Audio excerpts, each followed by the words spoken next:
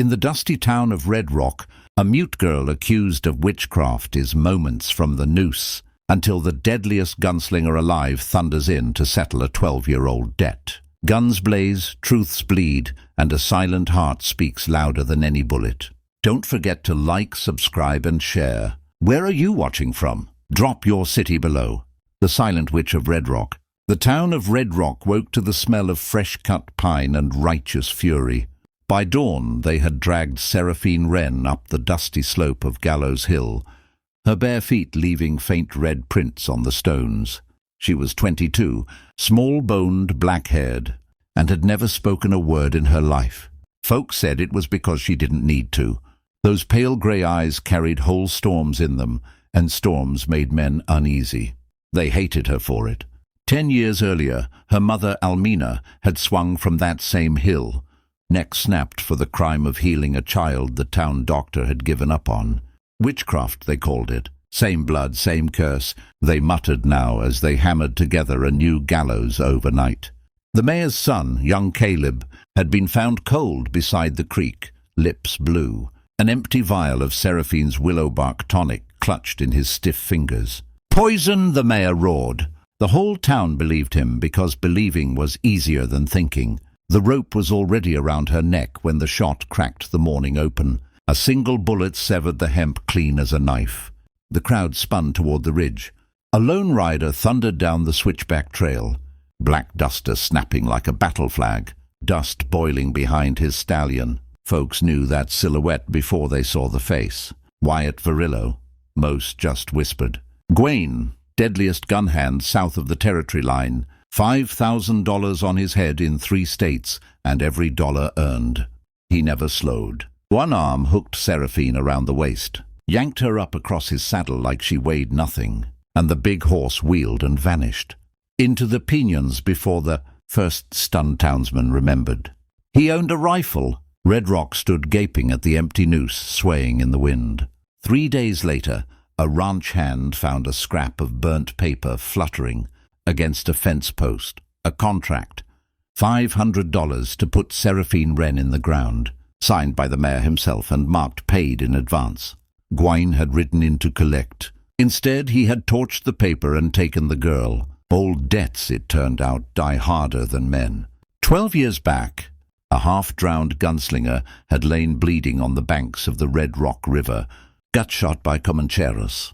A mute child no older than 12 had found him, forced bitter herbs between his teeth, packed the wound with moss, and sat beside him 3 nights singing without sound until the fever broke. He never learned her name that summer. He only remembered the eyes, grey as winter rain, that refused to let him die. Guain Varillo always paid his debts, but the mayor paid better. 20 hard cases fanned out across the high country hunting the pair. They caught up in the broken teeth of the Sangre de Cristos, bullets singing through pine needles like angry hornets. Guain stood his ground on a ridge, smoke rolling from both Colts, dropping men neat as duck pins. A slug took him high in the shoulder, and another burned across his ribs. He swayed, vision tunneling. That was when Seraphine stepped past him. She moved like something out of an old legend, small, silent, terrible.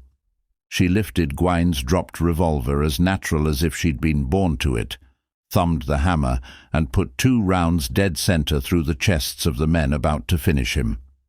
The echo bounced off the peaks a long time. Nightfall found them holed up in a roofless mission church the Spaniards had abandoned 100 years before. Guain burned with fever, muttering through cracked lips. Seraphine built a fire from pews, boiled snow for water, cleaned the wounds with whiskey she poured without flinching, though it must have hurt him fierce. She never slept.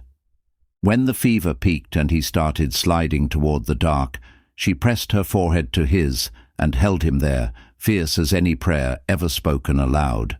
By dawn the fever broke. Guain opened his eyes to see her asleep against his good shoulder, one hand still curled around the butt of his Colt, like she expected trouble to walk through the missing door any second.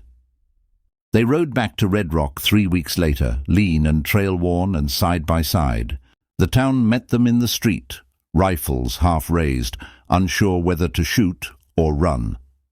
Guain dismounted slow, blood crusting the bandage under his shirt, and pulled a folded letter from his vest.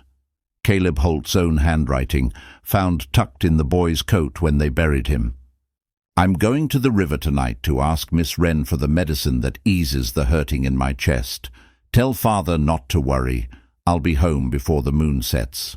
The square went quieter than a grave. Mayor Holt stood on the courthouse steps, face the color of tallow. He stared at the letter like it might bite him. Then he looked at Seraphine, at those storm-grey eyes that had never once lied, and something inside him cracked wide open. He drew his fancy Remington, put the barrel under his chin, and pulled the trigger before anyone could move. The sound rolled down Main Street and died against the red cliffs. Next morning, Guain rode up Gallows Hill alone. He took an axe to the new scaffold, splitting every beam, prying nails with bare hands until nothing stood but splinters. The town watched from a distance and didn't interfere. Where the platform had been, they dug a well. Clear water rose sweet and cold. Seraphine planted wild rose and columbine around the stone rim. Children started calling it the wishing well, though nobody could say exactly why. Guain built a small adobe house just below the hill, 2 rooms and a wide porch facing west. Folks expected him to ride on once the debt was square. He never did.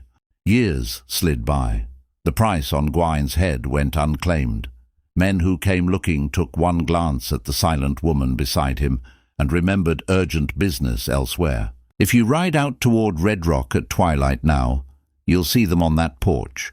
An old gunslinger with silver in his mustache and a small black-haired woman who still hasn't spoken a word to any soul but him. They sit shoulder to shoulder, coffee cooling in tin cups, watching the sun bleed out across the desert. Some evenings he talks, quiet stories about trails he's ridden, men he's buried, regrets he carries like bullets in a dead man's gun. She listens the way mesas listen to thunder, patient and deep.